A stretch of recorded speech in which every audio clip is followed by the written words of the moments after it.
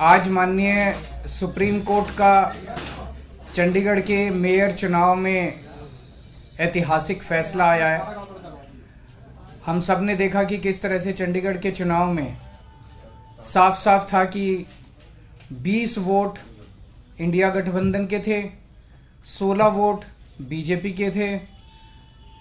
20 में से 8 वोट किस तरह से इंडिया गठबंधन के वोट गलत तरीके से इनवैलिड डिक्लेयर कर दिए गए और इंडिया गठबंधन के कैंडिडेट कुलदीप कुमार को हारा हुआ डिक्लेयर कर दिया गया, बीजेपी के कैंडिडेट को जीता हुआ डिक्लेयर कर दिया गया।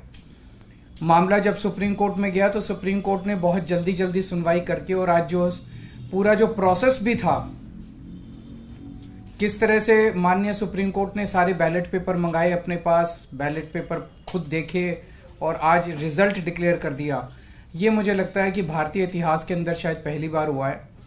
हम सुप्रीम कोर्ट का बहुत बहुत शुक्रिया अदा करते हैं कि इतने कठिन समय में आज जो देश के अंदर जो हालात हैं, पूरा डिक्टेटरशिप चल रही है, जनतंत्र को कुचला जा रहा है जगह जगह, सारे इंस्टीट्यूशंस जो हैं वो एक तरह से कुचले जा रहे हैं, रौंदे जा रहे हैं।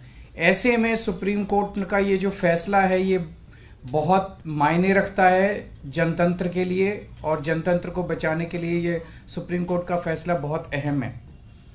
इंडिया गठबंधन, इसलिए हम सुप्रीम कोर्ट का बहुत बहुत शुक्रिया अदा करते हैं।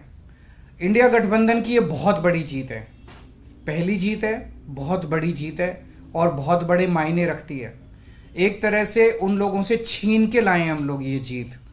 उन लोगों ने तो चोरी कर लिया था ये चुनाव, उन लोगों ने तो वोट चोरी कर लिए थे, लेकिन हमने हार नहीं मानी। हम आखिरी समय तक लड़ते रहे, संघर्ष करते रहे और अंत में हमारी जीत हुई। तो ये पूरे देश के लिए, इंडिया गठबंधन के लिए बहुत बड़ी जीत है और बहुत बड़ा संकेत देती है देश को। जो लोग कहते हैं कि बीजेपी को हराया नहीं जा सकता, बीजेपी को हराया जा सकता है, एकता से हराया जा सकता है, अच्छी प्लानिंग और स्ट्रेटेजी से हराया जा सकता है और मेहनत से हराया जा सकता है। ये इस चुनाव के नतीजों ने साबित कर दिया। तो मैं इंडिया गठबंधन के सभी पार्टनर्स को बहुत बहुत इसके लिए बधाई देता हूं। चंडीगढ़ के लोगों को बधाई देता हूं, जिनको चंडीगढ़ के लोगों की एक तरह से जीत हुई। चंडीगढ़ के लोगों ने तो नतीजा यही दिया था कि भाई इंडिया गठबंधन का कैंडिडेट मेयर बनना चाहिए, लेकिन उन्होंने चोरी कर लिया चुनाव। तो एक तरह से जनता की हार हो गई थी, लेकिन अब जनता की जीत हुई है और पूरे देश की जीत हुई है। पूरे देश ने देखा कि किस तरह से बीजेपी ने यह चुनाव चोरी किया। इस चुनाव में 36 वोट थे टोटल, बीजेपी के, कांग्रेस के, आम आदमी पार्टी के, अकाली दल के 35 काउंसलर और 1 मेंबर ऑफ पार्लियामेंट, 36 वोट थे। उन 36 वोट्स की काउंटिंग में बीजेपी वालों ने 8 वोट चोरी कर लिए, 25% वोट चोरी कर लिए 36 के अंदर। सोचो, अभी कुछ दिन के बाद देश का बड़ा चुनाव होने वाला है, उसमें 90 करोड़ वोट हैं। अगर ये 36 वोट में से 25% वोट चोरी कर सकते हैं, 90 करोड़ वोटों में ये कितने वोटों की चोरी करेंगे, सोच के भी रूह कांप उठती है, रोंगटे खड़े हो जाते हैं।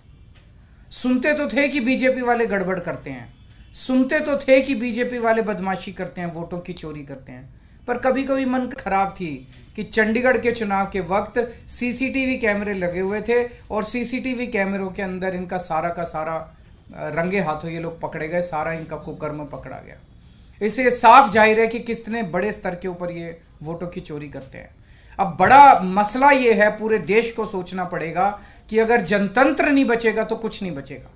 आज जितनी कॉन्फिडेंस के साथ ये कह रहे हैं 370 सीट आएंगी, 370 सीट आएंगी, एक तरह से देश के लोगों को चैलेंज कर रहे हैं ये लोग कि तुम्हारे वोट की जरूरत नहीं है हम लोगों को, हमारी तो आ रही है 370 सीट। तुम्हारे वोट की जरूरत नहीं है हम लोगों को, हमारी तो आ रही है 370 सीट। अगर उन्हें इतना कॉन्फिडेंस है 370 सीट का, कहां से आ रहा है ये कॉन्फिडेंस? कुछ तो गड़बड़ कर रखी है इन्होंने। और जिस देश, अगर किसी देश के अंदर चुनाव के पहले पार्टियां साफ साफ कहना चालू कर दे हमें वोट की जरूरत नहीं है, हमें लोगों की जरूरत नहीं है, उस देश के अंदर फिर जनतंत्र बहुत बड़ा खतरे में है। पूरे देश को मिलके, 140 करोड़ लोगों को मिलके जनतंत्र को बचाना पड़ेगा। इससे ये भी साफ है ये लोग चुनाव जीतते नहीं हैं, ये लोग चुनाव चोरी करते हैं। आज ये पूरे प्रकरण ने, चंडीगढ़ के पूरे चुनाव ने इन लोगों को बेनकाब करके पूरे देश के अंदर बेनकाब कर दिया इन लोगों ने।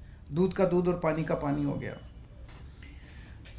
मैं फिर से एक बार इंडिया गठबंधन को बहुत बहुत बधाई देता हूं और माननीय सुप्रीम कोर्ट को बहुत बहुत शुक्रिया अदा करता हूं। अगर एक दो क्वेश्चंस आपके हैं तो।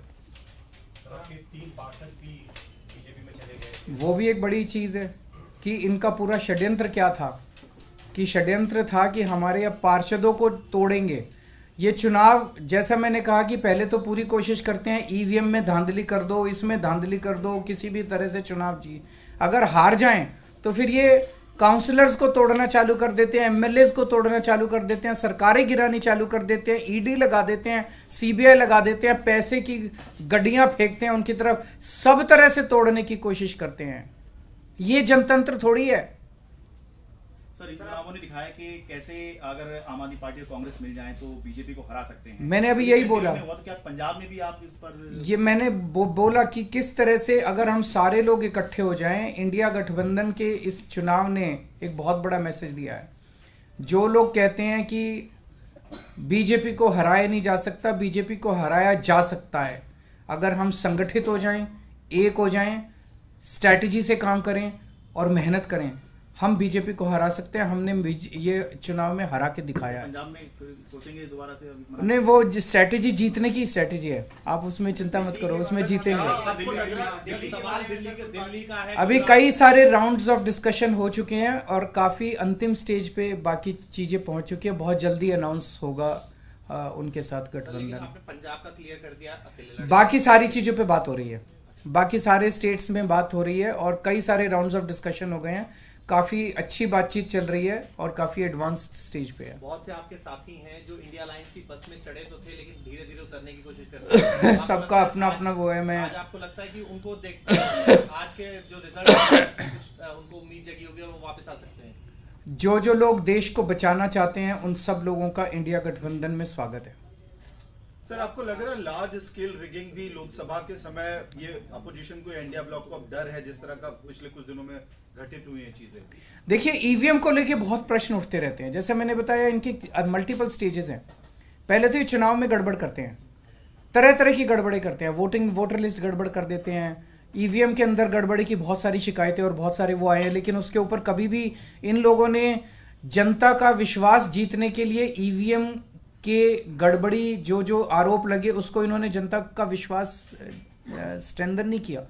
तो ईवीएम के उसके बावजूद भी अगर ये कहीं चुनाव हार जाएं तो फिर ईडी है, ईडी छोड़ देते हैं, सीबीआई है, सीबीआई छोड़ देते हैं, उससे भी कोई नहीं माने पैसे फेंकते हैं उसकी तरफ, उसके बाद ये एमएलए और एमपी तोड़ लेते हैं। इस तरह से जनतंत्र मल्टीपल लेवल पे अब खतरे में है और जनतंत्र सबसे इंपॉर्टेंट है देश के अंदर। जनता की चलनी चाहिए, जनता अपनी सरकार चुने। अगर जनता की नहीं चलेगी और एक किसी व्यक्ति को अगर ये अहंकार हो जाएगा कि हमारी तो 370 सीट आ रही है, जनता की तो जरूरत ही नहीं है, 140 करोड़ लोगों की मुझे क्या जरूरत है, मेरी तो 370 सीट आ रही है, तो उसके बाद जनता कहां जाएगी? जनता अपना घर बैठे, वो कह रहे हैं कि जनता घर बैठे, हमें तुम्हारी जरूरत नहीं है।